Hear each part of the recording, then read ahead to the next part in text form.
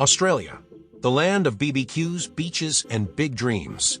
And also big bouncing bags of muscle called kangaroos. They're cute, they're iconic, and they're on our coins, but sometimes they're also coming for our faces. Yes, I'm talking about kangaroo attacks. Believe it or not, it's becoming a bit of a thing in Australia lately. Now, before you panic and cancel your Aussie holiday, let's bounce into the story, pun fully intended, and explore what's really going on behind these high-speed hop assaults. Let's begin with something we all need to admit: kangaroos are not Disney characters.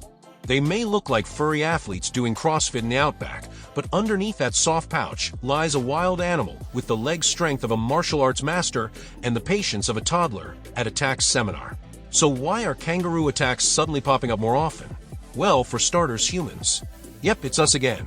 In recent years, there's been a noticeable increase in the number of kangaroo attacks across several parts of Australia. And one of the major reasons is habitat loss.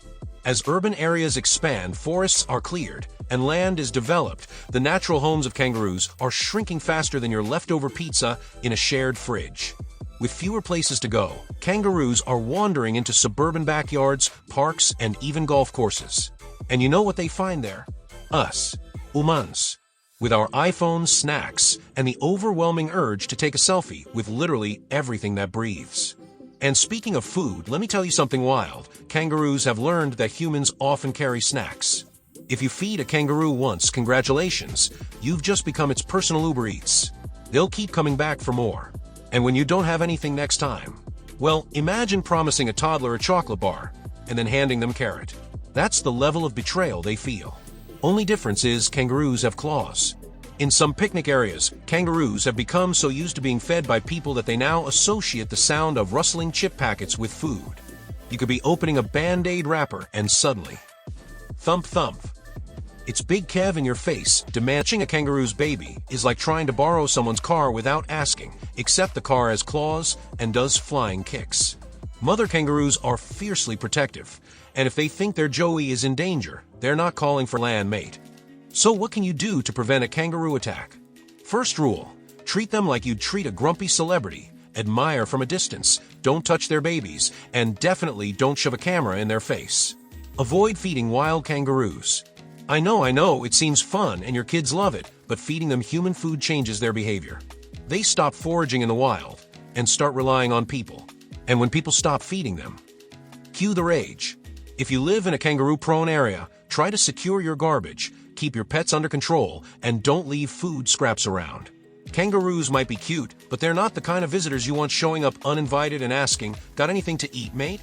Now, let's say you're out in the bush, or even just walking your dog at a local park, and you spot a kangaroo staring at you like you owe him money. What do? Well, don't panic. Kangaroos are more likely to attack if they feel cornered, threatened, or if you suddenly move like you're about to audition for a stuntman role in a Bollywood movie. Stand still. Avoid eye contact. Don't wave your arms.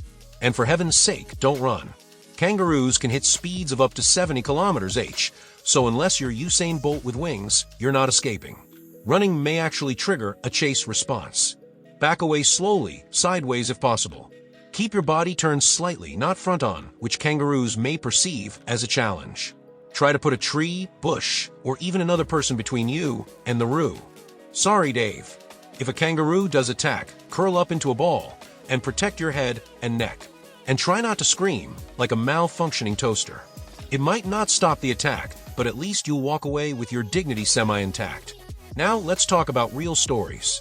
There was one bloke who thought he could shoo a kangaroo off his property using a broom. Bad idea.